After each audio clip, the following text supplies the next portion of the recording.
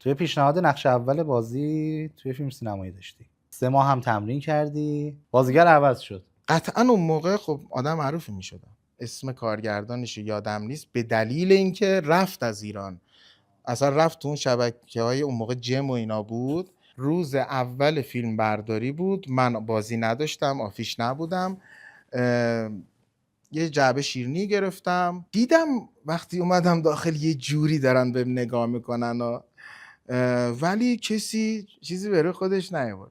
یه محمد الوانکاریان داشتیم، دستیار لباس بود. مگه تو نیستی؟ گفتم چرا دیگه، خب امروز آفیش نبودم. گفت نه یکی اومد لباسات و اینا رو تست کردیم روش. گفتم لباس چی؟ گفت برای نقش تو. 15 میلیون اون موقع برای من که خیلی پول بود. حالا نمیدونم، فکر کنم مثلا به اندازه 200 میلیون شاید الان، بیشترم شاید باشه. به قول این دوستمون یکی اومد خرید رفت.